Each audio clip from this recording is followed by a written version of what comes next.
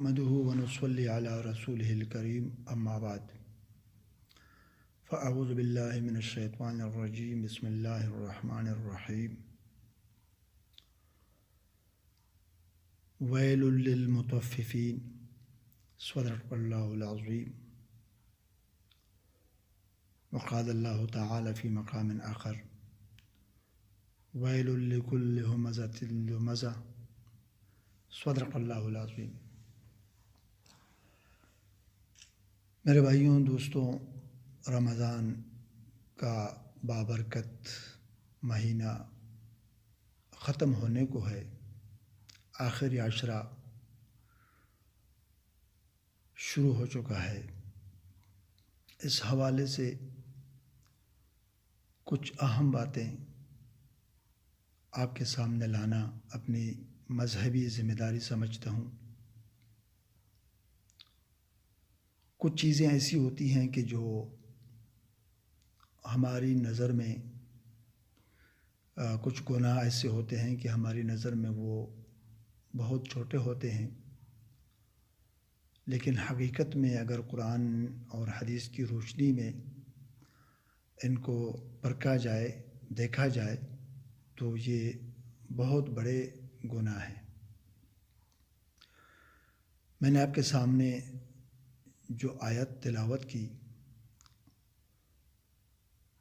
یہ ایک سورت کی شروع کی آیت ہے جو ویل سے شروع ہوئی ہے، اور دوسری سورت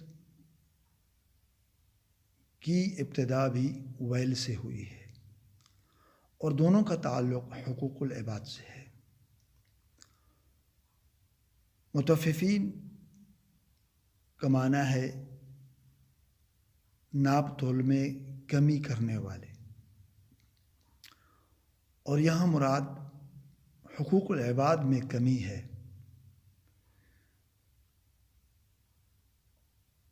اور اس کا تعلق اموال سے ہے، اور اللہ پاک نے صاف اعلان فرما دیا کہ ہلاکت ہے، ویل ہے، بربادی ہے ان لوگوں کے لیے جو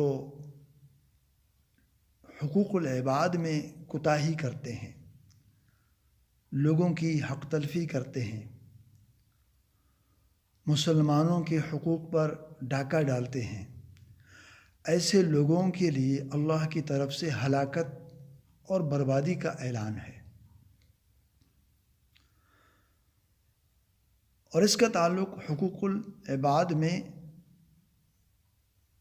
مال سے اس کا تعلق ہے، یعنی اموال میں جو کمی کرتے ہیں تو اس میں ناپ تول کے ساتھ ساتھ اور جتنے حقوق ہیں جن پر ہم ڈاکہ ڈالتے ہیں، مسلمان کا حق ادا نہیں کرتے، قرض ہے وہ ادا نہیں کرتے، اسی طرح کسی مسلمان کی زمین پہ ہم نے قبضہ کیا ہوا ہے، یا ہم رشوت دیتے ہیں یا لیتے ہیں، کرپشن کرتے ہیں، مالی غبن کرتے ہیں، یہ ساری چیزیں اس میں شامل ہیں۔ دوسری آیت میں اس کا تعلق اعراض کے ساتھ ہے، عزت۔ جو لوگ مسلمانوں کی عزت پر حملہ کرتے ہیں، ویل لکل ہمزہ، ہمزہ کہتے ہیں اس شخص کو جو پس پشت عیب نکالتا ہے، عیب جوئی، لوگوں کے اندر عیوب تلاش کرتا ہے، اور لمزہ لوگوں کو تانا دینے والا۔ دونوں صورتوں میں انسان اور مسلمان کی عزت پر ڈاکہ ڈالنے والے لوگوں کے لیے دھمکی ہے، اللہ کی طرف سے اعلان ہے ہلاکت کا، مصیبت کا اور بربادی کا۔ تو دونوں کی شروعات بھی ویل سے ہوئی ہے، اور اس کی ترکیب اس طرح بھی ہو سکتی تھی کہ للمطففین ویل، لیکن ویل کو مقدم کیا اور نکرہ لایا گیا، جس میں اور بھی اس کی عظمت اور اس ہلاکت کی اور بربادی کی طرف اشارہ ہے کہ یعنی بربادی ہی بربادی ہے اس شخص کے لیے جو لوگوں کی عزتوں پر حملہ کرتا ہے۔ لہٰذا حقوق العباد ہی سے ان دونوں کا تعلق ہے۔ اور دوسری بات کہ حقوق العباد میں ایک میں اموال اور دوسرے میں اعراض، یعنی عزت پر حملہ کرنے والا اور مال پر حملہ کرنے والا، یہ دونوں قسم کے لوگ ہلاکت والے ہیں۔ ان کی ہلاکت کا فیصلہ اللہ کے قرآن نے کیا ہے۔ اور ومن اصدق من اللہ قیلا، اللہ سے بڑھ کر سچا کون ہو سکتا ہے؟ ومن اصدق من اللہ حدیثا، اللہ سے بڑھ کر سچ بولنے والا کون ہو سکتا ہے؟ تو اللہ کی بات سچی ہے، پکی اور ٹکی ہے۔ اس شخص کی ہلاکت میں کوئی شک نہیں جو لوگوں کے اموال پر اور ان کی عزتوں پر حملہ کرتے رہتے ہیں۔ ایسے لوگوں کی ہلاکت یقینی ہے۔ آج ہم لوگوں کا مذاق اڑاتے ہیں، غیبت کرتے ہیں، الزام تراشیاں، تہمتیں، بہتان اور کیا کچھ نہیں کرتے، اور ان گناہوں کو ہم معمولی گناہ سمجھتے ہیں، اور قرآن کی نظر میں ایسے لوگوں کے لیے ہلاکت کا اعلان ہے۔ اور لوگوں کے اموال کے بارے میں تو لا تأکلوا اموالکم بینکم بالباطل، وہاں بھی صریح حکم ہے کہ تم مت کھاؤ لوگوں کے اموال آپس میں ناجائز طریقے سے، تم لوگ ایک دوسرے کا مال ناجائز طریقے سے مت کھاؤ۔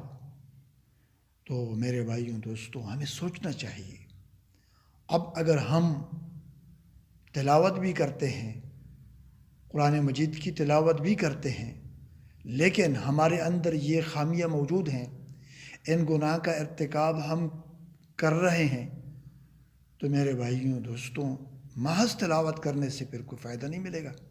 جب تک قرآن مجید کی ان آیات پہ ہم عمل کرنے والے نہیں بنیں گے، تب تک ہم کسی صورت میں ہلاکت سے نہیں بچ سکتے۔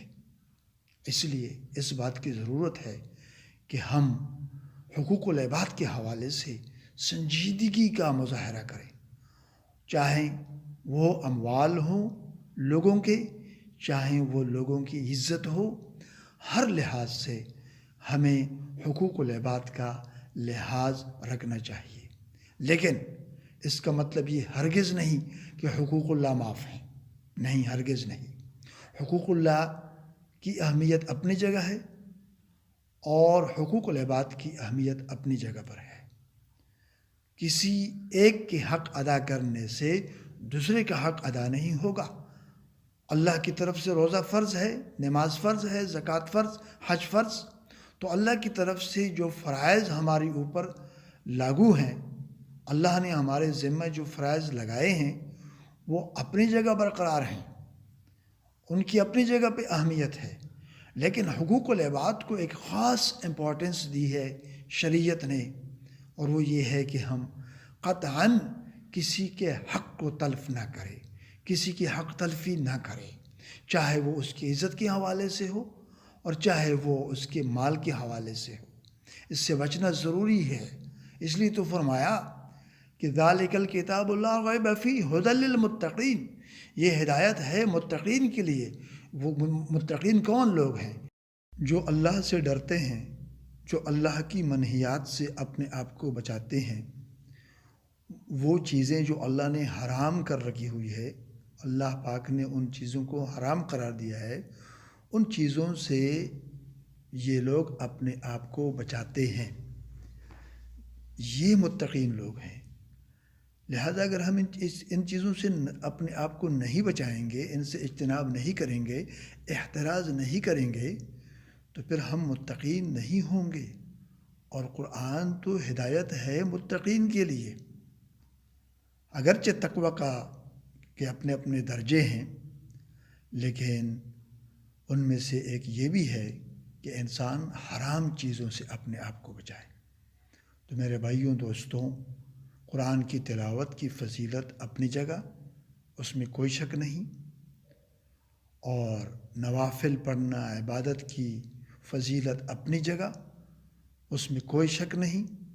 لیکن ساتھ ساتھ قرآن کا پیغام وہ یہ ہے کہ ہم حقوق العباد کا لحاظ رکھیں اور اپنے مسلمان بھائیوں کی عزت پر حملہ نہ کریں، ان کی عیوب تلاش نہ کریں، ان کی خامیوں میں نہ پڑیں، بلکہ اپنی خامیوں کو دیکھیں اور ان کے اموال سے ناجائز طریقے سے ان کے اموال پر حملہ نہ کریں.